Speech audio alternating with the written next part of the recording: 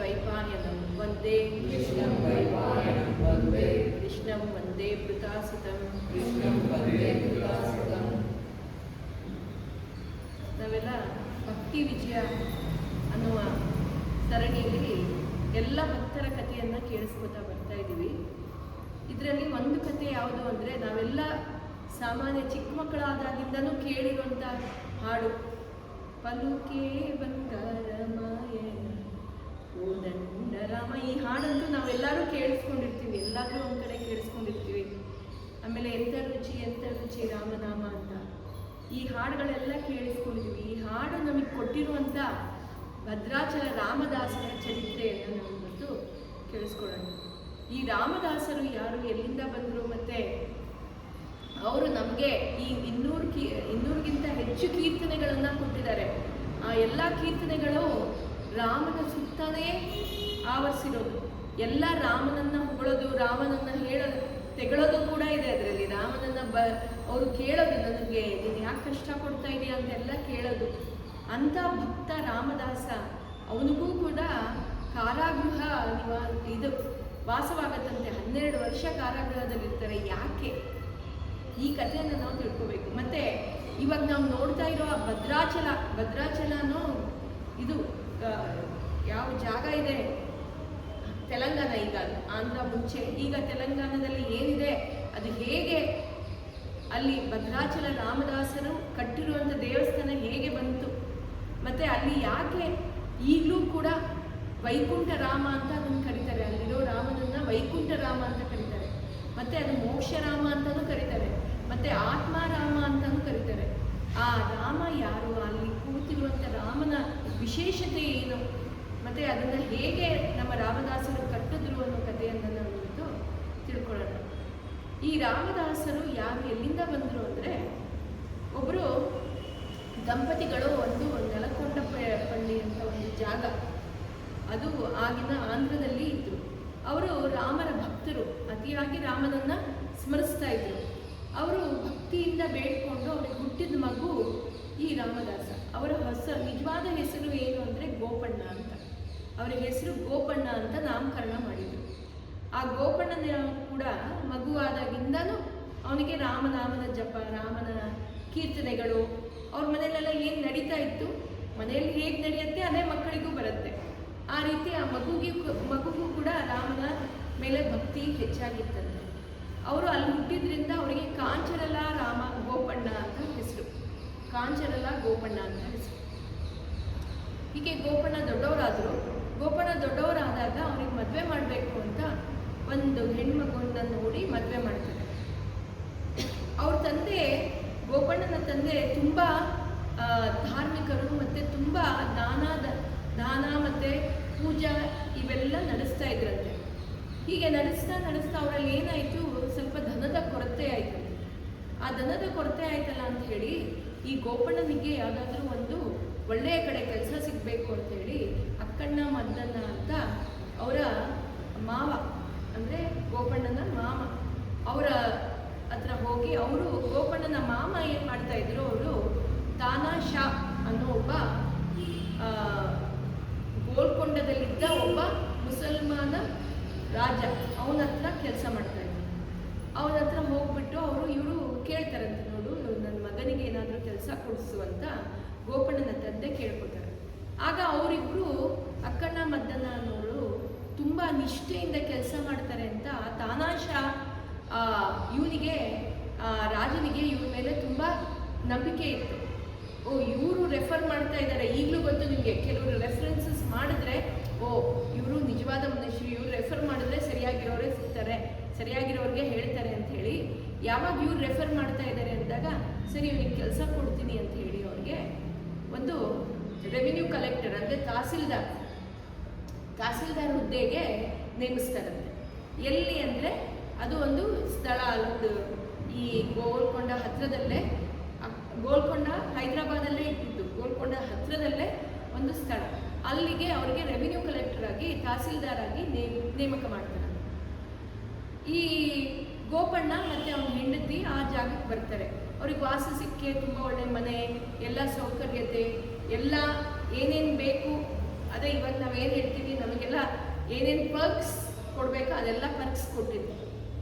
ಗೋಪಣ್ಣ ಅಲ್ಲಿ ಚೆನ್ನಾಗಿ ವಾಸವಾಗಿದ್ರು. ಮತ್ತು ಅಲ್ಲಿ ಮುಂಚೆ ಒಬ್ಬ ರೆವಿನ್ಯೂ ಕಲೆಕ್ಟರ್ ಇದ್ದ, ಮುಂಚೆ ಒಬ್ಬ ತಹಸೀಲ್ದಾರ್ ಇದ್ದ. ಅವನು ಏನೋ ಗೋಲ್ಮಾಲ್ ಮಾಡಿದ್ದಾನೆ ಅಂತ ಅವನು ಕಳಿಸಿ ಗೋಪಣ್ಣನನ್ನು ಅಲ್ಲಿ ನೇಮಿಸ್ತಾರೆ. ಈ ಗೋಪಣ್ಣ ಏನು ಮಾಡ್ತಾರೆ, ನೋಡ್ತಾರೆ ಎಲ್ಲ ಕಡೆ ಏನೇನಿದೆ ಎಲ್ಲ ನೋಡಿಬಿಟ್ಟು ಅವ್ರ ಕೆಲಸನೂ ಟ್ಯಾಕ್ಸ್ ಕಲೆಕ್ಷನ್ನೇ, ಅದೇನಿದೆ ಅದನ್ನೆಲ್ಲ ನೇಮನಿಷ್ಠೆಯಿಂದ ಮಾಡ್ತಾ ಇರ್ತಾರೆ. ಹೀಗೆ ಅವ್ರ ಪ್ರಾಂತ್ಯ ಏನಿದೆ, ಅವರ ಜಾಗ ಏನಿದೆ, ಆ ಜಾಗವೆಲ್ಲ ಸರಿಯಾಗಿದೆಯಾ ಇಲ್ವಾ, ಎಲ್ಲರೂ ನನಗೆ ಟ್ಯಾಕ್ಸ್ ಸರಿಯಾಗಿ ಕೊಡ್ತಾ ಇದ್ದಾರಾ ಇಲ್ವಾ ಅಂತ ನೋಡೋದಕ್ಕೆ ಒಮ್ಮೆ ಹೋಗ್ತಾರಂತೆ ಗೋಪಣ್ಣ. ಹೋದಾಗ ಏನಾಗುತ್ತೆ, ಅಲ್ಲಿ ಒಂದು ಭದ್ರಾಚಲ ಅನ್ನೋ ಜಾಗ, ಆ ಭದ್ರಾಚಲ ಜಾಗಕ್ಕೆ ಬರ್ತಾರೆ. ಇಲ್ಲಿ ಏನಾಗಿರುತ್ತೆ, ಭದ್ರಾಚಲದಲ್ಲಿ ಧೂಮಕ್ಕ ಅನ್ನೋ ಒಬ್ಬ ಹೆಂಗಸು, ಅವಳು ತುಂಬ ಮುದಿಯಾಗಿರ್ತಾಳೆ. ಅವಳಿಗೆ ನಡೆಯೋದಕ್ಕೂ ಸರಿಯಾಗಿ ಆಗ್ತಾ ಇರಲ್ಲ ಅಂತೆ. ಅವಳಿಗೆ ಅವಳು ರಾಮನ ಭಕ್ತಳು, ಅತಿಯಾದ ರಾಮನ ಭಕ್ತಳು. ಅವಳಿಗೆ ಒಮ್ಮೆ ಕನಸಲ್ಲಿ ರಾಮ ಬಂದು, ನಾನು ಭದ್ರಗಿರಿ ಅನ್ನೋ ಬೆಟ್ಟದಲ್ಲಿ ನಾನು ವಾಸವಾಗಿದ್ದೀನಿ, ನೀನು ನನ್ನ ಅಲ್ಲಿ ನೋಡಬೇಕು, ನೀನು ನನ್ನನ್ನು ಪೂಜಿಸಬೇಕು, ನನಗಲ್ಲಿ ಗುಡಿಯನ್ನು ಕಟ್ಟಿಸ್ಬೇಕು ಅಂತ ಹೇಳ್ತಾರೆ. ಈ ಧೂಮಕ್ಕ ಎದ್ದುಬಿಟ್ಟು, ಕನಸಲ್ಲಿ ರಾಮನು ಬಂದು ಹೀಗೆ ಹೇಳಿದಾನೆ, ಆ ಭದ್ರಗಿರಿಗೆ ಹೋಗ್ಬೇಕು. ಅವಳೊಬ್ಬಳೇ ಇರ್ತಾಳೆ, ಅವಳಿಗೆ ಯಾರೂ ಇರಲ್ಲ. ಊರವ್ರಿಗೆಲ್ಲ ಹೇಳಿ ಊರವ್ರನ್ನೆಲ್ಲ ಕರ್ಕೊಂಡು ಅಲ್ಲಿಗೆ ಹೋಗ್ತಾಳಂತೆ. ಬೆಟ್ಟ ಹತ್ತಾಳೆ, ನಡೆಯೋಕ್ಕಾಗದೇ ಇದ್ರೂ ಬೆಟ್ಟ ಹತ್ಕೊಂಡು ಹೋಗ್ತಾಳೆ. ಬೆಟ್ಟ ಹತ್ಕೊಂಡು ಹೋಗಿ ಅಲ್ಲಿ ನೋಡ್ತಾಳೆ. ಎಲ್ಲರೂ ಅಯ್ಯೋ ನೀಗೇನೋ ಹೇಳ್ತಾ ಇದೆಯಾ ಅಂತ ಹೇಳಿ ಅರ್ಧ ದೂರ ಬಂದ್ಬಿಟ್ಟು, ನಾವು ಬರಲ್ಲ ನೀನೇ ಹೋಗು ಅಂತ, ನಿಂಗೇನೋ ಕನಸು ಏನೋ ಭ್ರಮೆ, ಈ ಬೆಟ್ಟದಲ್ಲಿ ಎಲ್ಲಿರ್ತಾನೆ ನಮ್ಮ ರಾಮ ಅಂತೆಲ್ಲ ಹೇಳಿ ಎಲ್ಲ ವಾಪಸ್ ಹೊರಟೋಗ್ತಾರೆ. ಈ ಧೂಮಕ್ಕನೇ ಮೇಲೆ ಹೋಗ್ಬಿಟ್ಟು ನೋಡ್ತಾಳೆ, ಆ ಬೆಟ್ಟದ ಹತ್ರನೇ ನದಿನೂ ಹರಿತಾ ಇರುತ್ತಂತೆ. ಅಲ್ಲೇ ಧೂಮಕ್ಕ ಹೋಗಿ ನೋಡ್ತಾಳೆ, ಅಲ್ಲೆಲ್ಲೋ ಒಂದು ಕಡೆ ಅವನ ರಾಮ, ಸೀತೆ ಮತ್ತು ಲಕ್ಷ್ಮಣ ಅವರ ವಿಗ್ರಹ ಕಾಣುತ್ತೆ. ಏನು ವಿಶೇಷತೆ ಅಂದರೆ, ಅಲ್ಲಿ ರಾಮ ತೊಡೆಯ ಮೇಲೆ ಸೀತೆಯನ್ನು ಕೂರಿಸ್ಕೊಂಡಿರೋದು ಮತ್ತು ಲಕ್ಷ್ಮಣ ಪಕ್ಕದಲ್ಲಿ ನಿಂತಿರೋದು. ರಾಮ ಕೂತ್ಕೊಂಡು ಅವನ ತೊಡೆಯ ಮೇಲೆ ಸೀತೆಯನ್ನು ಕೂರಿಸ್ಕೊಂಡಿರೋದು, ಪಕ್ಕದಲ್ಲಿ ಲಕ್ಷ್ಮಣ ನಿಂತಿರೋದು. ಇದನ್ನು ನೋಡ್ತಾ ಇರುತ್ತೆ ಈ ಧೂಮಕ್ಕ. ನೋಡಿ ಆ್ಯಕ್ಚುಲಿ ಕೆಲವು ಕಡೆ ಏನು ಹೇಳಿದ್ದಾರೆ, ಹುತ್ತ ಕಟ್ಕೊಂಡಿತ್ತು, ಆ ಹುತ್ತದಲ್ಲಿ ಅವಳು ನೋಡಿದಾಗ ಅದು ಕಾಣುತ್ತೆ ಅಂತ. ಇನ್ನು ಕೆಲವು ಕಡೆ ಅಲ್ಲಿ ಬೆಟ್ಟದಲ್ಲಿ ಒಂದು ಕುಟೀರ, ಅದು ಯಾವುದು ಅಂದರೆ ರಾಮ ವನವಾಸಕ್ಕೆ ಬಂದಾಗ ಅಲ್ಲಿ ಕುಟೀರ ಕಟ್ಕೊಂಡಿದ್ದಂತೆ ಅವರು. ಆ ಕುಟೀರದಲ್ಲಿ ಆ ಜಾಗಕ್ಕೆ ರಾವಣ ಬಂದು ಸೀತೆಯನ್ನು ಎಳ್ಕೊಂಡು ಹೋಗಿರೋ ಜಾಗ ಅಂತ ಕೆಲವು ಕಡೆ ಅದು ಉಲ್ಲೇಖ ಇದೆ. ಅಲ್ಲಿ ಏನು ಸ್ಟ್ಯಾಚ್ಯೂ ಅದೆಲ್ಲ ಕಾಣುತ್ತೆ, ಅಲ್ಲೇ ಹತ್ತಿರದಲ್ಲಿ ಅವಳಿಗ ಕುಟೀರ ಥರ, ಗುಡಿಸಲು ಥರನೂ ಕಾಣುತ್ತಂತೆ. ಅಲ್ಲಿ ಅವಳ ಮನಸ್ಸಿಗೆ ಏನು ಆಭಾಸ ಆಗುತ್ತೆ ಅಂದರೆ, ರಾಮ ಇಲ್ಲಿದ್ದ, ರಾಮ ಇಲ್ಲಿ ಅವನು ಸೀತೆಯನ್ನು ಕರ್ಕೊಂಡು ವನವಾಸಕ್ಕೆ ಬಂದಾಗ ಇಲ್ಲೇ ಇದ್ದಿದ್ದು ಅಂತ ಅವಳ ಮನಸ್ಸಿಗೆ ಅದು ಆಭಾಸವಾಗುತ್ತೆ. ಅವಳಿಗೆ ಆ ಸಂತೋಷದಲ್ಲಿ ಹುತ್ತ ಕಟ್ಟಿತ್ತಲ್ಲ, ಕೆಳಗಡೆಯಿಂದ ನೀರು ತಂದು ಅವಳು ನೀರು ಹಾಕಿ ಆ ಹುತ್ತವೆಲ್ಲ ಇದಾಗಿ ಅಲ್ಲಿ ರಾಮ ಏನಿದ್ದ, ರಾಮನಿಗೆ ಒಂದು ಸಣ್ಣದಾಗಿ ಒಂದು ಮರದಲ್ಲೇ, ಅಲ್ಲಿ ಸಿಗೋ ಮರದ ಕೊಂಬೆಗಳಲ್ಲೇ ಒಂದು ಗುಡಿಸಲು ಥರ ಒಂದು ಚಿಕ್ಕ ಗುಡಿ ಥರ ಕಟ್ಟುತ್ತಾಳಂತೆ. ಹಾಗೆ ಕಟ್ಟಿ ಅಲ್ಲಿಗೆ ಅವಳು ಪ್ರತಿ ದಿವಸ ಹೋಗಿ ನಮಸ್ಕಾರ ಮಾಡ್ತಾ ಇರ್ತಾಳೆ. ಹೀಗೆ ಭದ್ರಾಚಲಮಕ್ಕೆ ಗೋಪಣ್ಣ ಬರ್ತಾರೆ. ಗೋಪಣ್ಣ ಬಂದು ನೋಡಿದಾಗ ಈ ರಾಮ ತುಂಬ ಸುಂದರವಾಗಿದ್ದಂತೆ. ಆ ರಾಮ ಅಲ್ಲಿ ಕೈಯಲ್ಲಿ ಶಂಖಚಕ್ರ ಇಟ್ಕೊಂಡಿರೋನು, ಅವನ ಕೈಯಲ್ಲಿ ಶಂಖಚಕ್ರ ಕಾಣುತ್ತೆ. ಆದರೆ ಅವನಿಗೆ ವಾಸಿಸಕ್ಕೆ ಒಂದು ಸರಿಯಾದ ಮನೆ ಇಲ್ಲ. ಅಂಥ ಜನಕರಾಜನ ಮಗಳು ಸೀತೆ, ಅವಳಿಗೆ ವಾಸಿಸಕ್ಕೆ ಒಂದು ಸರಿಯಾದ ಮನೆ ಇಲ್ಲ ಅಂತ ಇವ್ರಿಗೆ ಬೇಜಾರಾಗುತ್ತೆ ಗೋಪಣ್ಣನಿಗೆ. ಏನೇನು ಈ ರೀತಿಯಾಗಿದ್ದಾರೆ ಇವರು.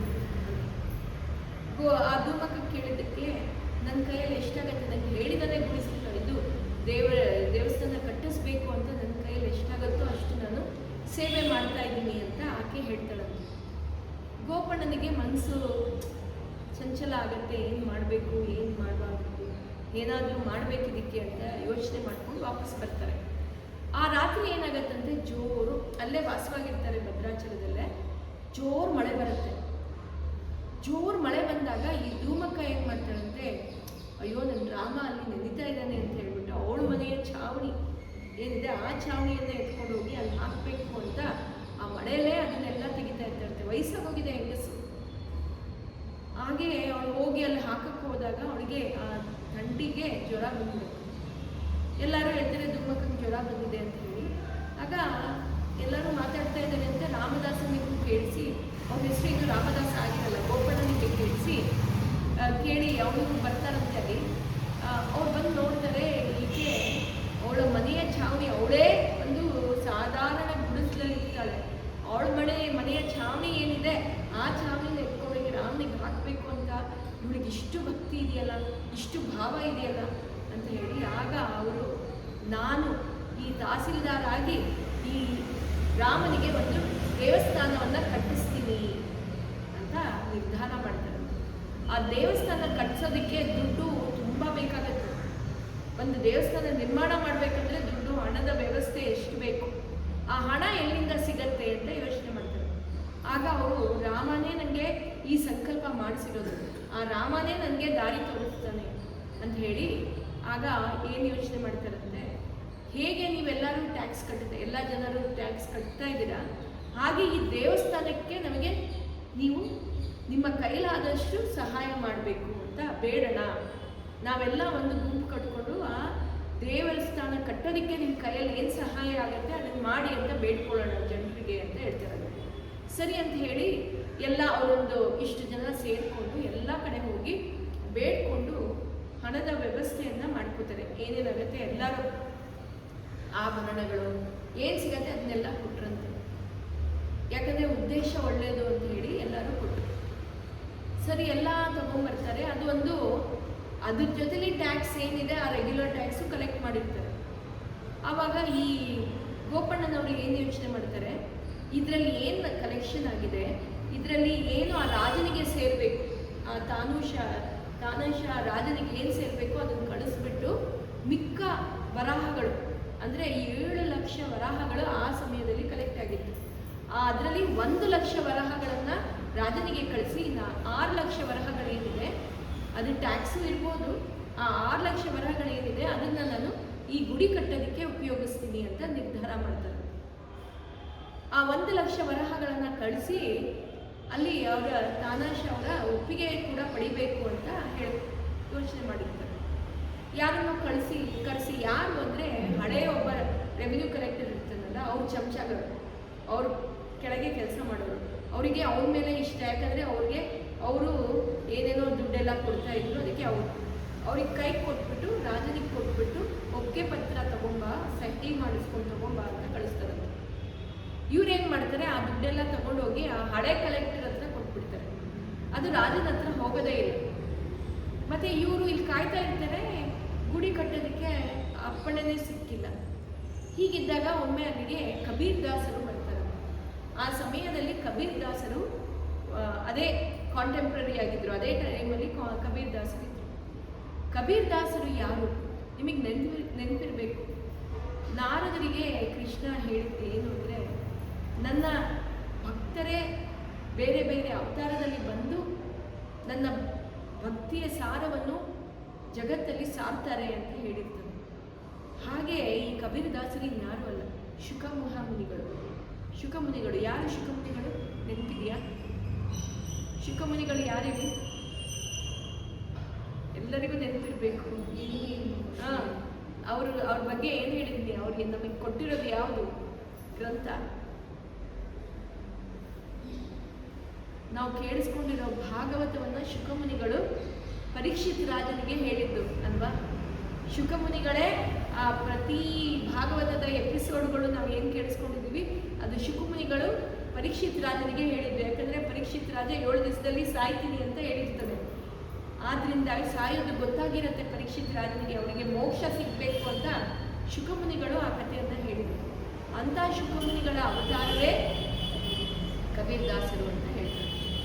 ಆ ಕಬೀರ್ ದಾಸರು ಬಂದು ನೋಡ್ತಾರೆ, ಏನಿದು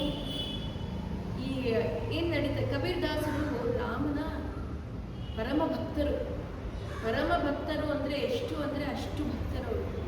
ರಾಮನ ನಾಮ ಅಷ್ಟು ಜಪಿಸ್ತಾ ಇದ್ರಂತೆ, ಅಷ್ಟು ರಾಮನ ಕೀರ್ತನೆಯನ್ನು ಹಾಡ್ತಾ ಇದ್ರಂತೆ.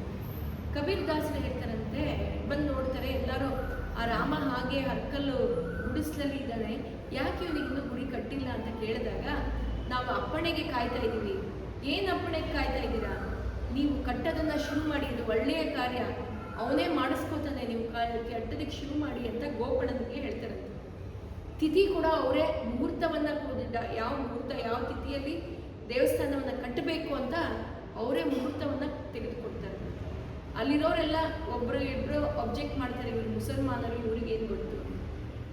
ಆಮೇಲೆ ಇದನ್ನು ಗೋಪಣ್ಣನವರು ಅಲ್ಲೆಲ್ಲ ಅವರಿಗೆ ಸಮಾಧಾನ ಮಾಡಿ ಒಪ್ಪಿಸಿ ಆ ಮುಹೂರ್ತದಲ್ಲೇ ದೇವಸ್ಥಾನ ಕಟ್ಟೋದಕ್ಕೆ ಶುರು ಮಾಡಿ ದೇವಸ್ಥಾನವನ್ನು ಕಟ್ಟುತ್ತಾ ಇದ್ದಾರೆ. ಆಲ್ಮೋಸ್ಟ್ ಎಂಡಿಂಗ್ ಸ್ಟೇಜಿಗೆ ಬರುತ್ತೆ. ಎಲ್ಲ ದೇವಸ್ಥಾನದ ಮೇಲೆ ಒಂದು ಚಕ್ರವನ್ನು ಕಟ್ಟಿದ್ದಾರೆ. ಇವಾಗ ನೀವು ಜಗನ್ನಾಥಪುರಿಗೆ ಹೋದರೆ ಅಲ್ಲಿ ಒಂದು ಸುದರ್ಶನ ಚಕ್ರ ಇದೆ ಮೇಲ್ಗಡೆ. ಆ ಸುದರ್ಶನ ಚಕ್ರದ ಹತ್ರ ಒಂದು ಬಾವುಟ ಇರುತ್ತೆ. ಆ ಬಾವುಟ ಪ್ರತಿ ದಿವಸ ಅದನ್ನು ಚೇಂಜ್ ಮಾಡಲೇಬೇಕು. ಆ ಬಾವುಟ ಚೇಂಜ್ ಮಾಡೋ ಒಂದು ದೃಶ್ಯ ನೋಡೋದಕ್ಕೆ ಸಂಜೆ 5 ಗಂಟೆಗೆ ಹೋಗಿ ಕಾಯ್ತಾ ಕೂತಿರ್ತಾರೆ ಜನ. ಪ್ರತಿ ದಿವಸ ಅದು ತೆಗೆಯಲೇಬೇಕು. ಅದು ತೆಗೆದೇ ಇದ್ದರೆ ಏನೋ ಒಂದು ಅನಾಹುತ ಆಗತ್ತೆ ಅಂತ ಒಂದು ಸಂಕೇತ, ಎಲ್ಲರಿಗೂ ನಂಬಿಕೆ. ಏನು ಮಾಡ್ತಾರೆ, ಈ ಚಕ್ರವನ್ನು ಅಲ್ಲಿ ಸ್ಥಾಪಿಸ್ಬೇಕಲ್ಲ, ಹೇಗೆ ಸ್ಥಾಪನೆ ಮಾಡೋದು ಅಂತ ಗೋಪಣ್ಣನವರು ಹಲವಾರು ಚಕ್ರವನ್ನು, ಸುದರ್ಶನ ಚಕ್ರವನ್ನು ಮಾಡಿಸಿ ತರಿಸ್ತಾರಂತೆ. ಯಾವುದೋ ಅವ್ರ ಮನಸ್ಸಿಗೆ ಸಮಾಧಾನ ಆಗಲ್ಲ. ಯಾವ ಚಕ್ರನೂ ಅಲ್ಲಿ ಇಡೋದಕ್ಕೆ ಸರಿ ಇಲ್ಲ ಅಂತ ಯೋಚನೆ ಮಾಡ್ತಾ ಇರ್ತಾರೆ. ಇದೇ ಯೋಚನೆಯಲ್ಲಿ ಆ ದಿವಸ ಮಲಗ್ತಾರೆ. ಆಗ ಕನಸಲ್ಲಿ ರಾಮನು ಬಂದ್ಬಿಟ್ಟು ಹೇಳ್ತಾನಂತೆ, ನೀನೇನು ಸುದರ್ಶನ ಚಕ್ರವನ್ನು ಹುಡುಕ್ಬೇಕು ನೋಡ್ತಾ ಇದೆಯಾ, ಅದ್ರ ಬಗ್ಗೆ ನೀನೇನು ಯೋಚನೆ ಮಾಡಬೇಡ, ನಾಳೆ ಬೆಳಗ್ಗೆ ಹೋಗಿ ನೀನು ಗೋದಾವರಿ ನದಿಯಲ್ಲಿ ಸ್ನಾನ ಮಾಡು ಸಾಕು ಅಂತ ಹೇಳ್ತಾರೆ. ನಿನಗೆ ಏನು ಬೇಕೋ ಅದು ಸಿಗತ್ತೆ, ನಿನ್ನ ಯೋಚನೆ ಏನಿದೆ ಅದಾಗತ್ತೆ. ಸರಿ, ಹಾಗೆ ಬೆಳಗ್ಗೆ ಕನಸಲ್ಲಿ ರಾಮನು ಕಾಣಿಸಿದಾನೆ, ಹೀಗೆ ನನಗೆ ಆಜ್ಞೆ ಮಾಡಿದ್ದಾನೆ ಅಂತ ಹೇಳಿ ರಾಮದಾಸರು ಬೆಳಗ್ಗೆ ಹೋಗಿ ಗೋದಾವರಿ ನದಿಯಲ್ಲಿ ಸ್ನಾನ ಮಾಡ್ತಾರೆ. ಸ್ನಾನ ಮಾಡುವ ಸಮಯದಲ್ಲಿ ಎದುರಿಗೆ ನೋಡ್ತಾರೆ, ನೀರಲ್ಲಿ ಒಂದು ಸುದರ್ಶನ ಚಕ್ರ, ಅಷ್ಟು ದೊಡ್ಡ ಸುದರ್ಶನ ಚಕ್ರ, ಒಂಥರ ದೊಡ್ಡದಾಗಿತ್ತಂತೆ. ಆ ಸುದರ್ಶನ ಚಕ್ರವನ್ನು ನೋಡಿ ಅದನ್ನು ಮೇಲೆತ್ತಿ ಆ ಸುದರ್ಶನ ಚಕ್ರವನ್ನೇ ಮೇಲೆ ಇಡಬೇಕು, ಇದೇ ರಾಮನ ಸಂಕೇತ ಅಂತ ಹೇಳ್ಬಿಟ್ಟು ಆ ಚಕ್ರವನ್ನು ತಗೊಂಡು ಹೋಗ್ತಾರೆ. ಆ ಚಕ್ರ ಯಾವುದು ಅಂತ ಕೆಲವು ಕಡೆ ಏನು ಹೇಳ್ತಾರೆ ಅಂದರೆ, ಆ ಚಕ್ರನೇ ರಾವಣನ ಯುದ್ಧದಲ್ಲಿ ಉಪಯೋಗಿಸಿರುವಂಥ ಚಕ್ರ. ಅಲ್ಲಿ ಯುದ್ಧದಲ್ಲಿ ಉಪಯೋಗಿಸಿರುವ ಚಕ್ರ ಇಲ್ಲಿ ಬಂದು ನೀರಲ್ಲಿ ಬಿದ್ದಿದೆ ಅಂತ ಕೆಲವು ಕಡೆ ಹೇಳಿದರು. ಆ ಚಕ್ರವನ್ನು ಈಗಲೂ ನೀವು ಭದ್ರಾಚಲಕ್ಕೆ ಹೋದರೆ ಅಲ್ಲಿ ಅದೇನು ಸ್ಥಾಪನೆ ಆಗಿದೆ ಅದೇ ಚಕ್ರ ಅಲ್ಲಿದೆ ಅಂತ ಹೇಳ್ತಾರೆ. ಹೀಗೆ ಎಲ್ಲ ಗುಡಿ ಎಲ್ಲ ಕಟ್ಟಾಯಿತು. ಈ ಕಡೆ ತನಿಷಾ ರಾಜನಿಗೆ ಹೇಳಿ ಕೇಳೋರೆಲ್ಲ ಇರ್ತಾರಲ್ಲ, ಬೇರೆಯವರು ಬೇಡದೇ ಇರೋರು, ಅವರೆಲ್ಲ ಅಲ್ಲಿ ಮೆಸೇಜ್ ಕೊಟ್ಟಿದ್ದಾರೆ, ಅವನು ಗೋಪಣ್ಣ ಅಲ್ಲಿ ದೇವಸ್ಥಾನ ಕಟ್ಟಿದ್ದಾನೆ, ಅವನು ಇಷ್ಟು ದೊಡ್ಡ ಹಣ ಎಲ್ಲ ವೆಚ್ಚ ಮಾಡಿದ್ದಾನೆ, ಹಣ ಎಲ್ಲ ಯಾವುದು ರೆವಿನ್ಯೂ ಕಲೆಕ್ಷನ್ಸ್ ಏನಾಗಿದೆ ಅಂದರೆ ನಮ್ಮ ತಹಸೀಲ್ದಾರ್ ಏನು ಟ್ಯಾಕ್ಸ್ ಕಲೆಕ್ಷನ್ ಮಾಡಿದ್ದಾರೆ ಆ ಟ್ಯಾಕ್ಸ್ ಕಲೆಕ್ಷನ್ ದುಡ್ಡಿನಲ್ಲೇ ದೇವಸ್ಥಾನವನ್ನು ಕಟ್ಟಿದ್ದಾನೆ ಅಂತೆಲ್ಲ ಅವನ ಮೇಲೆ ದೂರು ಕೊಡ್ತಾರೆ. ಈ ಗೋಪಣ್ಣನ ಮೇಲೆ ದೂರು ಬಂದಿರೋದನ್ನೆಲ್ಲ ಕೇಳಿ ಆ ರಾಜನಿಗೆ ತುಂಬ ಸಿಟ್ಟು ಬಂದು ಅವನನ್ನು ಕರೆಸ್ತಾರೆ.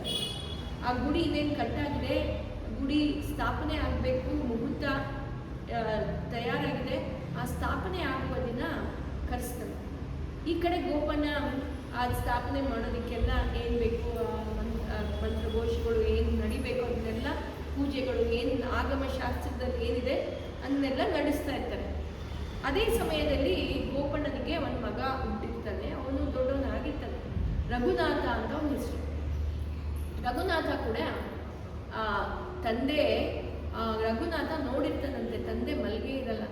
ಯಾಕಂದರೆ ಎಷ್ಟು ವರ್ಷಗಳು, ಒಂದು 3-4 ವರ್ಷ, ಆ ಮಗು ಬುದ್ಧಿ ಬಂದಾಗಿಂದ ನೋಡಿರ್ತಾನೆ, ಅವ್ರ ತಂದೆ ಮಲಗ್ತಾನೆ ಇರಲ್ಲ. ತಾಯಿ ಕೇಳಿರ್ತಾನಂತೆ, ಯಾಕೆ ಅಪ್ಪ ಮಲಗ್ತಾ ಇಲ್ಲ ಅಂತ. ಆಗ ತಾಯಿ ಹೇಳ್ತಾನಂತೆ, ನೋಡು ನಿನ್ನ ತಂದೆ ಆ ದೇವಸ್ಥಾನವನ್ನು ಕಟ್ತಾ ಇದ್ದಾನೆ, ಆ ದೇವಸ್ಥಾನ ಕಟ್ಟೋ ತನಕ ಮಲಗೋದಿಲ್ಲ. ಆಗ ಆ ಮಗು ಕೂಡ ನಾನು ಆ ದೇವಸ್ಥಾನ ಕಟ್ಟೋದಕ್ಕೆ ನನ್ನ ಕೈಲಾದಷ್ಟು ಸಹಾಯ ಮಾಡ್ತೀನಿ ಅಂತ ಹೇಳಿ ಆ ಮಗು ಕೂಡ ಅವರ ತಂದೆಗೆ ಎಷ್ಟಾಗುತ್ತೆ ಅಷ್ಟು ಸಹಾಯ ಮಾಡ್ತಾರೆ. ಅಂದರೆ ಇದಕ್ಕೆ ತಂದು ಕೊಡೋದು ಆ ತಂದೆ. ಆ ಮಗು ದೇವಸ್ಥಾನ ತಯಾರಿ ಆಗಿದೆ, ಇದೇನು ಅವತ್ತು ಸ್ಥಾಪನೆ ಪೂಜೆ ಎಲ್ಲ ನಡೀತಾ ಇದ್ದಾಗ ಎಲ್ಲವರೊಟ್ಟಿಗೆ ಆಟ ಆಡ್ತಾ ಇರುವಾಗ ಅಲ್ಲೇ ಪಕ್ಕದಲ್ಲಿ ಒಂದು ಬಾವಿ ಇರುತ್ತೆ. ಆ ಬಾವಿ ಯಾವುದು ಅಂದರೆ ಇದ್ರದ್ದು ಗಂಜಿಯ ಬಾವಿ. ಕೆಲವರು ಹೇಳ್ತಾರೆ ಅನ್ನ ಮಾಡಿದ್ರು ಅಷ್ಟು ಜನರಿಗೆ ಬಡಿಸೋದಕ್ಕೆ ಆ ಅನ್ನದಲ್ಲೇ ಬಿದ್ದು ಮಗು ಬಿದ್ದು ಅದ್ರ ಪ್ರಾಣ ಹೊಟ್ಟೋಗುತ್ತೆ. ಈ ದೇವಸ್ಥಾನ ಕಟ್ಟಿ ಅದರ ಸ್ಥಾಪನೆ ಸಮಯದಲ್ಲಿ ಮಗು ಹುಟ್ಟೋಯ್ತಲ್ಲ ಅಂತ ಅವನಿಗೂ ಮತ್ತು ಅವನ ಹೆಂಡತಿ ಕಮಲ, ಅವಳಿಗೆ ಕಮಲ ಅಂತ ಅವಳ ಹೆಸರು, ಇಬ್ಬರಿಗೂ ತುಂಬ ದುಃಖ ಆಗುತ್ತೆ. ತುಂಬ ದುಃಖದಲ್ಲಿ ಅಳ್ತಾ ಇರ್ತಾರಂತೆ. ಅಳೋ ಸಮಯದಲ್ಲಿ ನಾನು ನಿಮ್ಗೆ ಹೇಳಿದ್ದೆ, ಭದ್ರಾಚಲಂನಲ್ಲಿ ಒಂದು ಗುಡಿಸ್ಲು, ಆ ಗುಡಿಸ್ಲಲ್ಲಿ ರಾಮ ಇದ್ರು ಅಂತ.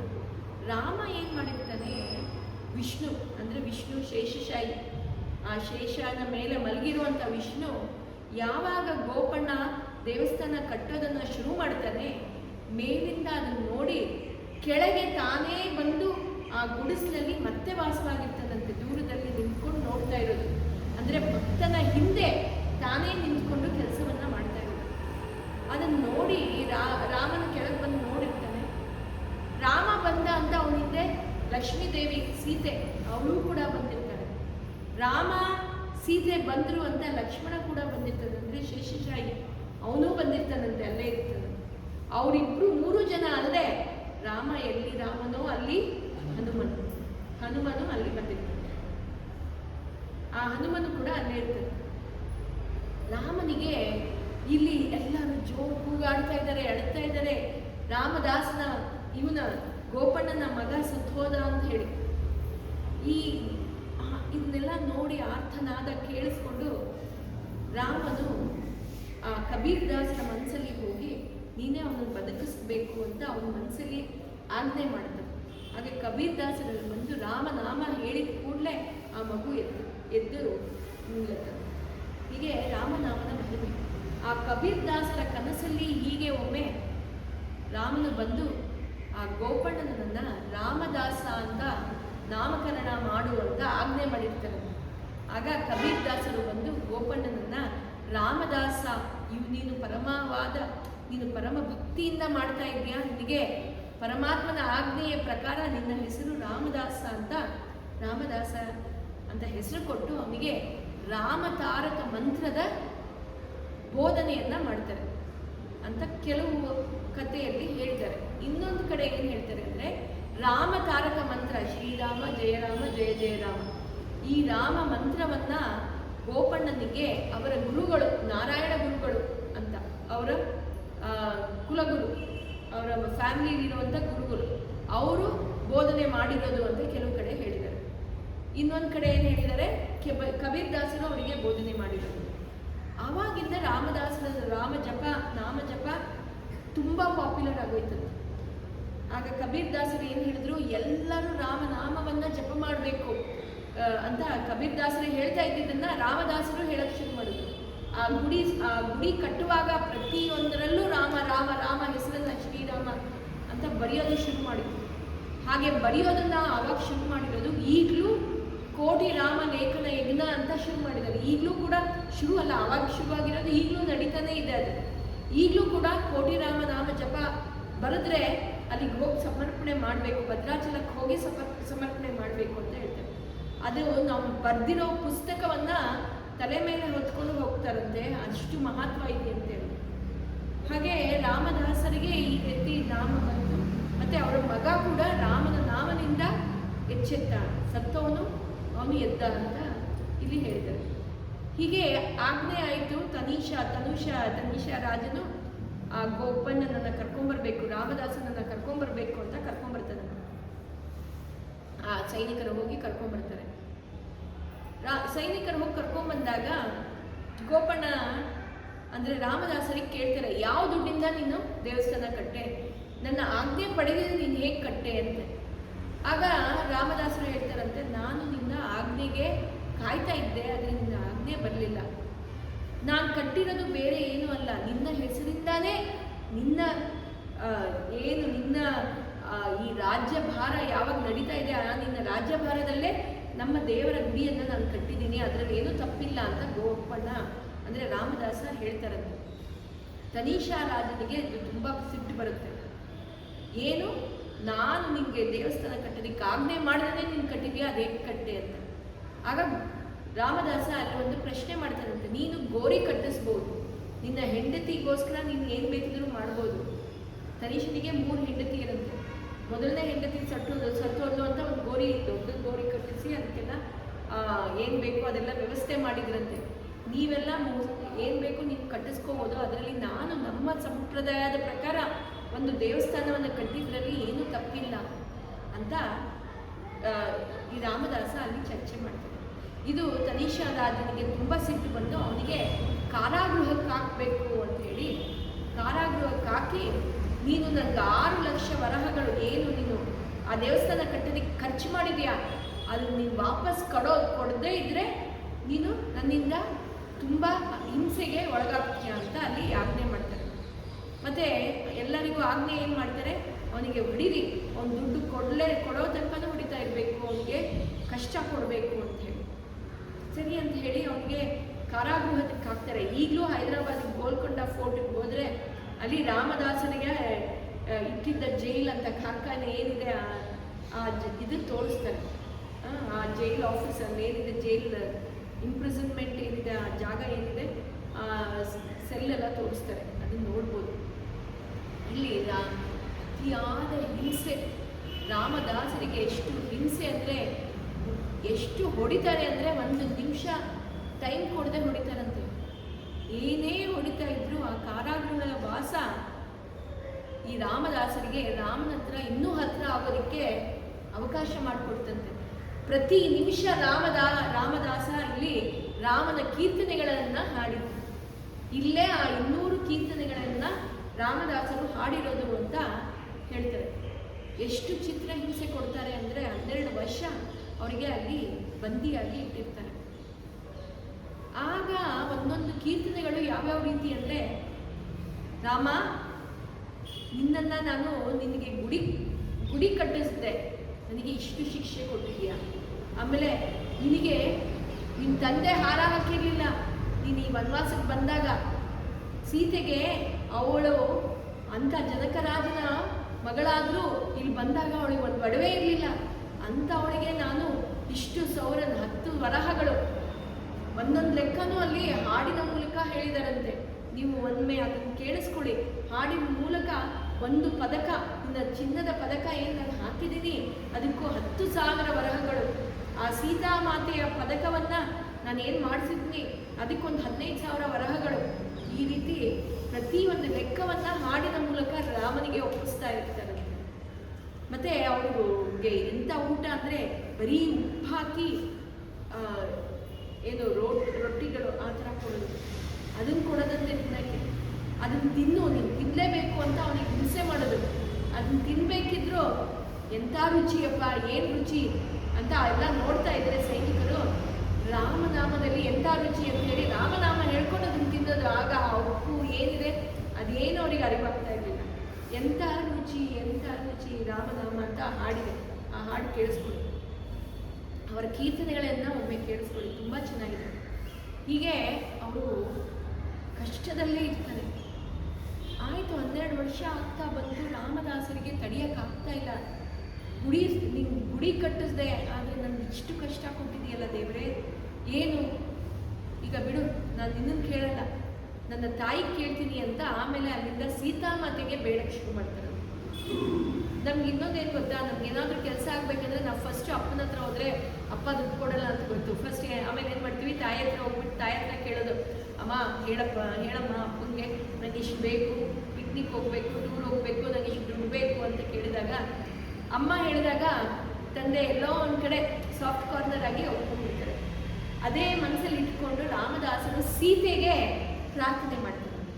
ಸೀತಾದೇವಿಗೆ, ಅಮ್ಮ ನನ್ನನ್ನು ಇಷ್ಟು ಹಿಂಸೆ ಮಾಡ್ತಾ ಇದ್ದಾರೆ, ನಿನಗೆ ಗೊತ್ತಾಗ್ತಾ ಇಲ್ವಾ, ನನ್ನ ನೋವು ನಿನಗೆ ತಿಳಿತಾ ಇಲ್ವಾ, ನನ್ನ ಈ ಹಿಂಸೆಯಿಂದ ಮುಕ್ತಿ ಕೊಡು, ನನಗೆ ಇದರಿಂದ ಪಾರು ಮಾಡು ಅಂತ ಸೀತೆ ಮಾತೆಗೆ ಬೇಡ್ಕೊತಾರೆ.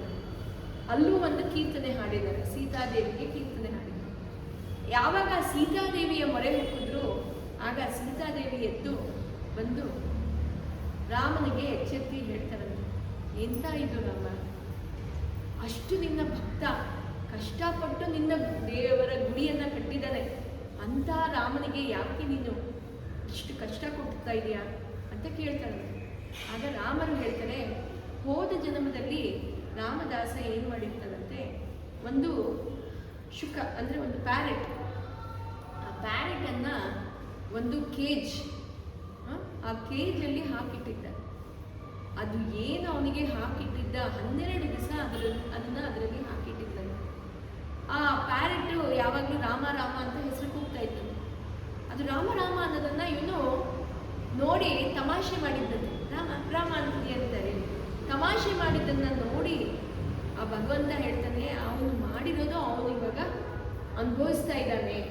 12 ದಿನ, 1 ದಿವಸ ಅದನ್ನ ಬಂದಿಖಾನದಲ್ಲಿ ಏನು ಹಾಕಿದ್ದ, ಅದು 1 ದಿವಸ ಇವಾಗ 1 ವರ್ಷ ಅವನಿಗೆ. 12 ದಿವಸ ಅಂದರೆ 12 ವರ್ಷ ಅವನು ಈ ಜೈಲಲ್ಲಿ ವಾಸವಾಗಿರೋದು ಅದಕ್ಕೋಸ್ಕರ ಅಂತ ರಾಮ ಅಲ್ಲಿ ಹೇಳ್ತಾನಂತೆ.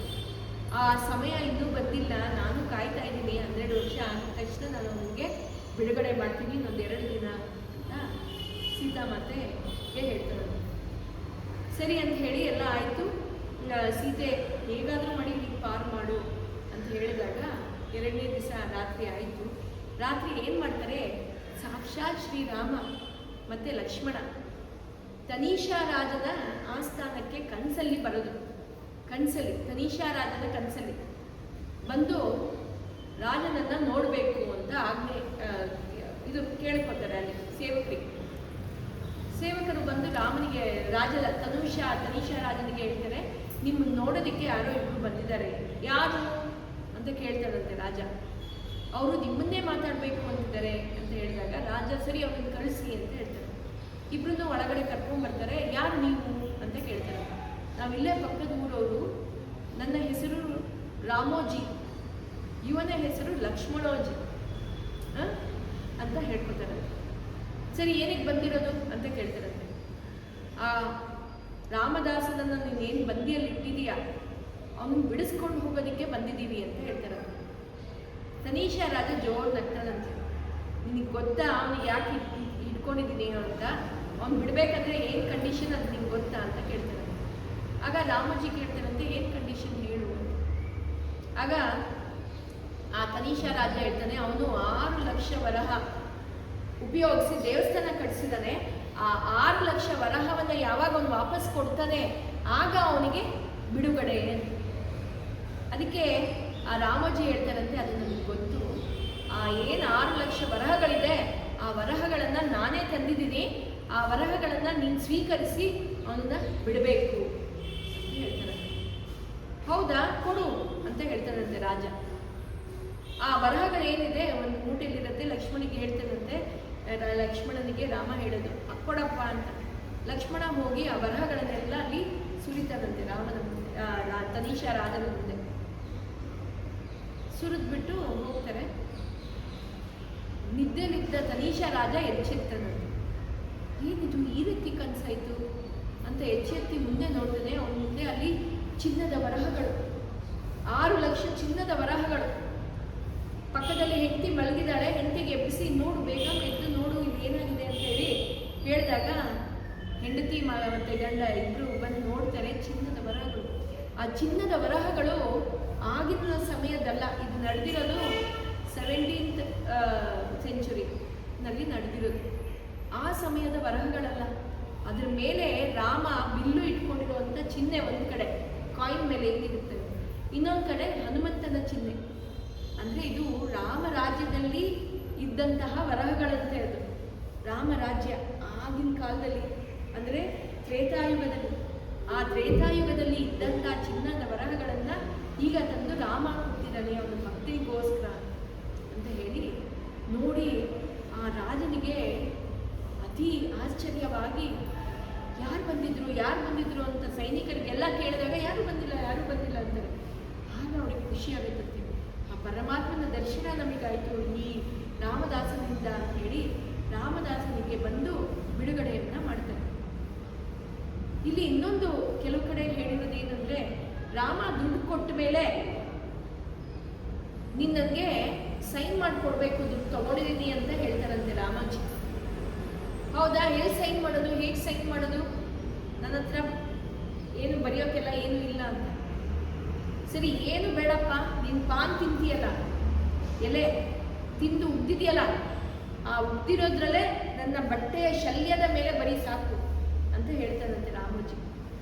ಸರಿ ಅಂತ ಅವನು ಉಗ್ದಿರೋ ಆ ಎಲೆ ತಿಂದು ಉಗ್ದಿರುವಂಥ ಕೆಂಪು ಇದು ಏನಿದೆ ಅದರಲ್ಲೇ ಹಣ ತಗೊಂಡಿದ್ದೀನಿ, ಗೋಪನನ್ನ ಅಂದರೆ ರಾಮದಾಸನನ್ನ ಬಿಡುಗಡೆ ಮಾಡ್ತೀನಿ ಅಂತ ಸೈನ್ ಮಾಡಿ ಕೊಟ್ಟಿರ್ತಾರೆ.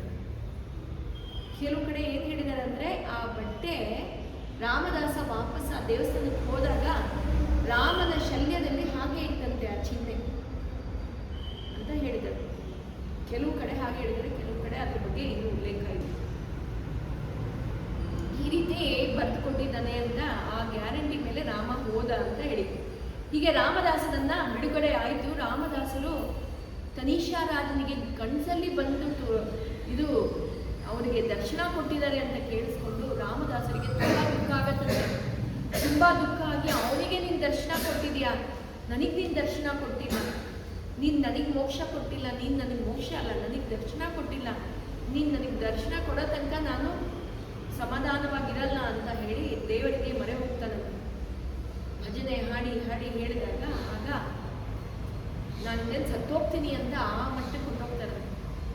ಆಗ ರಾಮ, ಲಕ್ಷ್ಮಣ, ಸೀತೆ ಪ್ರತ್ಯಕ್ಷರಾಗಿ ಅವನಿಗೆ ನಾನು ನಿಮ್ಗೆ ಮೋಕ್ಷ ಕೊಡ್ತೀನಿ ಅಂತ ಹೇಳಿ ಪುಷ್ಪಕ ವಿಮಾನವನ್ನು ತರಿಸ್ತಾರಂತೆ. ಆಗ ಗೋಪಣ್ಣ ಅಂದರೆ ರಾಮದಾಸ ಕೇಳ್ತಾರೆ, ಈ ಪುಷ್ಪಕ ವಿಮಾನದಲ್ಲಿ ನಾನು ಎಲ್ಲಿಗೆ ಬರ್ತೀನಿ ಅಂತ. ವೈಕುಂಠಕ್ಕೆ ಹೋಗ್ತೀಯಾ ಅಂತ ಹೇಳ್ತಾರೆ. ವೈಕುಂಠದಲ್ಲಿ ಏನಿದೆ? ಆನಂದವಿದೆ. ಅಲ್ಲಿ ನಿನ್ನ ನಾಮ ಜಪ ಇದೆಯಾ ಅಂತ ಕೇಳ್ತಾರೆ.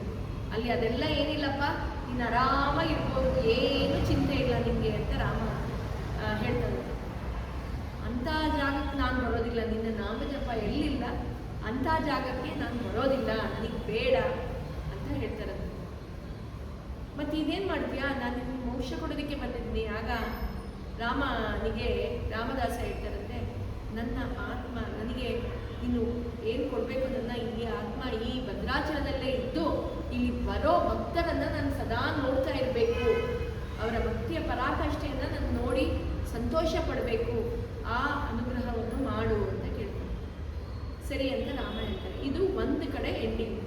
ಇನ್ನೊಂದು ಕಡೆ ಇನ್ನೂ ಕೆಲವು ಬುಕ್ಕಲ್ಲಿ ಬರೆದಿರುವಂಥದ್ದು ಏನು ಅಂದರೆ, ರಾಮದಾಸರು ಕೇಳ್ತಾರೆ, ನನಗೆ ನೀನು ಮೋಕ್ಷ ಕೊಟ್ಟಿಲ್ಲ ಅಂತೆಲ್ಲ ಕೇಳಿದಾಗ ನನಗೆ ಮೋಕ್ಷ ಕೊಡ್ತೀನಿ ಅಂತ ಪುಷ್ಪಕ ವಿಮಾನ ಬಂದಾಗ ಪುಷ್ಪಕ ವಿಮಾನದಲ್ಲಿ ಕೂತ್ಕೊಂಡು ಅವ್ರು ಹೋಗೋ ಸಮಯಕ್ಕೆ ಹೆಂಡತಿಯನ್ನು ಕರೀತಾರೆ. ಹೆಂಡತಿ ನಾನೇನೋ ಕೆಲಸ ಮಾಡ್ತಾ ಇದ್ದೀನಿ ಅಂತ ಹೇಳ್ತಾರೆ. ಹೆಂಡತಿಯನ್ನು ಬಿಟ್ಟು ಅವರೊಬ್ಬರೇ ಹೋದರು ಅಂತ ಒಂದು ಕಡೆ ಹೇಳ್ತಾರೆ. ಇನ್ನು ಕೆಲವು ಕಡೆ ಈ ರೀತಿ ಅವರಿಗೆ ಮೋಕ್ಷ ಬೇಡ, ನಾನಿಲ್ಲೇ ಇರ್ತೀನಿ ಅಂತ ಒಂದು ಕಡೆ ಹೇಳಿದ್ದಾರೆ. ಈ ರೀತಿ ರಾಮ ಎಷ್ಟು ಅವರ ಭಕ್ತರನ್ನ ಹಿಂದೆ ನಿಂತು ಕಾದಿದ್ದು ಅಂದರೆ ಇದೇ ಕತೆ ನಮಗೆ ಅರ್ಥ ಆಗೋದು. ಭಕ್ತನನ್ನು ಬಿಡಿಸ್ಕೋಬೇಕು ಕಾರಾಗೃಹದಿಂದ ಅಂತ ಹೇಳಿ ಸಾಕ್ಷಾತ್ ರಾಮನೇ ಬಂದು ಆ ಚಿನ್ನದ ಅವನ ಸಾಲವನ್ನು ತೀರಿಸ್ದ, ಭಕ್ತನ ಸಾಲವನ್ನು ತೀರಿಸ್ದ ಅಂತ ಕೆಲವು ಕಡೆ ನಾವು ಈ ಕಥೆಯಲ್ಲಿ ನಾವು ಅನುಭವಿಸ್ಬೋದು. ಈಗಿನ ಕಲಿಯುಗದಲ್ಲಿ ಬಂದು ತೀರಿಸಿದಾನೆ ಅಂದರೆ ಅದು ನಮಗೆ ಪರಮಾಶ್ಚರ್ಯಕರವಾದ ಘಟನೆ. ಈಗಲೂ ಕೂಡ ಭದ್ರಾಚಲದಲ್ಲಿ ಒಂದು ಮ್ಯೂಸಿಯಂ ಇದೆಯಂತೆ. ಆ ಮ್ಯೂಸಿಯಮಲ್ಲಿ ಹೋಗಿ ನೋಡಿದ್ರೆ ಆ ಚಿನ್ನದ ವರಹಗಳು ಈಗಲೂ ಇದೆ, ನೋಡ್ಬೋದಂತೆ. ಈ ರೀತಿ ಈ ಭದ್ರಾಚಲದಲ್ಲಿ ರಾಮನ ನಾಮದ ಮಹಿಮೆಯನ್ನು ಹೇಳಿ ನಮಗೆ ರಾಮನ ಭಕ್ತಿ, ರಾಮನ ನಾಮದಲ್ಲಿ ಇರುವಂಥ ರುಚಿಯ ಸವಿಯನ್ನು ನಮಗೆ ಸವಿಸಿರುವಂಥ ರಾಮದಾಸರಿಗೆ ನಾವು ಯಾವಾಗಲೂ ಚಿರಋಣಿಯಾಗಿರಬೇಕು. ಯಾಕಂದರೆ ಅವರಿಂದ ನಮಗೆ ಗೊತ್ತಾಗಿರೋದು ಏನಂದರೆ ರಾಮನಾಮಕ್ಕೆ ಅಷ್ಟು ಪವರ್ ಇದೆ. ನಮ್ಮ ಜೀವನವಿದ್ದಾಗ ಅಟ್ಲೀಸ್ಟ್ ಒಮ್ಮೆ ಆದರೂ ನಾವು ಕೋಟಿ ರಾಮ ಜಪವನ್ನು ಮಾಡಬೇಕು. ಜಪ ಮಾಡೋಕ್ಕಾಗದೇ ಇದ್ದರೆ ಲೇಖನ ಬರೆಯೋದು ಹೇಳ್ಕೊಳಕ್ಕಾಗಲ್ಲ ಅಂದರೆ ಒಂದು ಕೋಟಿ ಬರೆಸಿದ್ರೆ ಸಾಕಲ್ಲ, ನಮಗೆ ಮೋಕ್ಷ ಅಂತ ಹೇಳ್ತಾರೆ. ಈ ಜಾಗಕ್ಕೆ ಒಂದ್ಸಲ ಹೋಗಿ ಬಂದರೆ ಭದ್ರಾಚಲಕ್ಕೆ ಹೋಗಿ ಬಂದರೆ ನಮಗೆ ಪುನರ್ಜನ್ಮ ಇಲ್ಲ ಅಂತ ಕೆಲವರು ಹೇಳ್ತಾರೆ. ಯಾಕಂದರೆ ಅದು ವೈಕುಂಠ ಅಂತ ಯಾಕೆ ಹೇಳ್ತಾರೆ, ವೈಕುಂಠ ರಾಮ ಅಂತ ಯಾಕೆ ಹೇಳ್ತಾರೆ ಅಂದರೆ, ಈ ಒಂದೇ ಜಾಗದಲ್ಲಿ ರಾಮ ಶಂಖಚಕ್ರ ಕೈಯಲ್ಲಿ ಇಟ್ಕೊಂಡಿರೋದಂತೆ, ಅವನು ಬಿಲ್ಲು ಬಾಣ ಇಟ್ಕೊಂಡಿದ್ದಿಲ್ಲ ಅಲ್ಲಿ, ಅದಕ್ಕೋಸ್ಕರ ಅಂತ ಹೇಳ್ತಾರೆ. ಮತ್ತು ಇನ್ನೊಂದು ಆ ಜಾಗದಲ್ಲಿ ಯಾವಾಗ ರಾಮದಾಸರಿಗೆ ಪ್ರತ್ಯಕ್ಷರಾಗಿ ಹೇಳ್ತಾರೆ, ರಾಮದಾಸರು ಕೇಳ್ಕೊತಾರೆ, ನೀನು ಇಲ್ಲಿದ್ದು ಭಕ್ತರಿಗೆ ಅವರಿಗೆ ಮೋಕ್ಷ ಕೊಡಬೇಕು ಅಂತ ಕೇಳ್ಕೊಂಡಿದ್ದಾನೆ ಅಂತ, ಅದಕ್ಕೆ ಮೋಕ್ಷ ರಾಮ ಅಂತ ಕೂಡ ಹೇಳ್ತಾರೆ ಅಲ್ಲಿ. ಮತ್ತು ಅದು ರಾಮ ಇದ್ದಂಥ ಪರಮ ಪುಣ್ಯ ಕ್ಷೇತ್ರ ಅಂತ ಹೇಳಿ ಆತ್ಮಾರಾಮ ಅಂತ ಹೇಳ್ತಾರೆ. ಯಾಕಂದ್ರೆ ಯಾವಾಗ ರಾಮದಾಸರು ಆ ದೇವಸ್ಥಾನ ಕಟ್ಟಬೇಕು ಅಂತ ಯೋಚನೆ ಮಾಡ್ತಾರೆ, ಆಗ ರಾಮ, ಲಕ್ಷ್ಮಣ, ಸೀತೆ ಎಲ್ಲರೂ ಅಲ್ಲೇ ಬಂದು ವಾಸವಾಗಿದ್ರು, ಮುಂದೆ ನಿಂತ್ಕೊಂಡಿದ್ರು ಅಂತ ಅವನೇ ಆತ್ಮವಾಗಿ ಅಲ್ಲಿ ಬಂದು ನಿಂತಿದ್ದ ಅಂತ ಹೇಳಿ ಆತ್ಮಾರಾಮ ಅಂತ ಆ ಜಾಗಕ್ಕೆ ಹೆಸರು ಅಂತ ಹೇಳ್ತಾರೆ. ಸೊ ನಮ್ಮ ಜೀವನ ಇರುವಾಗ ಒಮ್ಮೆ ಆದರೂ ನಾವು ಭದ್ರಾಚಲ ರಾಮದಾಸರಿಗೆ ಭದ್ರಾಚಲಕ್ಕೆ ಹೋಗಿ ಆ ರಾಮದಾಸರು ಕಟ್ಟಿರುವಂತಹ ಭದ್ರಗಿರಿ ರಾಮನ ದೇವಸ್ಥಾನವನ್ನು ನಾವು ನೋಡಬೇಕು, ವೈಕುಂಠ ಧಾಮವನ್ನು ನೋಡಬೇಕು, ಆ ಸುದರ್ಶನ ಚಕ್ರವನ್ನು ನಾವು ನೋಡಬೇಕು. ಆವಾಗ ನಮ್ಮ ಜನ್ಮ ಪಾವನವಾಗುತ್ತೆ, ನಮಗೆ ಮೋಕ್ಷ ಸಿಗತ್ತೆ, ಪುನರ್ಜನ್ಮ ಇರೋದಿಲ್ಲ. ಈ ಪುನರಪಿ ಜನನಂ ಪುನರಪಿ ಮರಣಂ ಆ ಚಕ್ರದಿಂದ ನಾವು ಬಿಡುಗಡೆ ಹೊಂದ್ತೀವಿ ಅಂತ ಹೇಳ್ತಾರೆ. ಹೀಗೆ ಆ ಭದ್ರಾಚಲ ರಾಮದಾಸರು ಹೇಳಿರುವಂಥ ಕೀರ್ತನೆಯನ್ನು ಕೇಳಿಸ್ಕೊಂಡು ನಮ್ಮ ತ್ಯಾಗರಾಜರು ಅವರು ಕೂಡ ಮತ್ತೆ ಇನ್ನಷ್ಟು ರಾಮನ ಕೀರ್ತನೆಗಳನ್ನು ಹಾಡಿದ್ದಾರೆ. ಈ ತ್ಯಾಗರಾಜನ ಚರಿತ್ರೆಯನ್ನು ನಾವು ಮುಂದಿನ ವಾರದಲ್ಲಿ ಇವತ್ತಿನ ಕಥೆಯಲ್ಲಿ ಹರೇ ಹರೇ ಮೇ ಹರ ಪಾತಕಾನಿ ಹರೇ ಹರೇ ಮೇ ಗುರು ಮಂಗಳಾನಿ ಹರೇ ಹರೇ ಮೇ ತವ ದೇಹಿ ದಾಸ್ಯಂ ಹರೇ ಹರೇ ಮೇ ತವ ಭಕ್ತಿರಸ್ತು ಹರೇ ನಮಃ ಹರೇ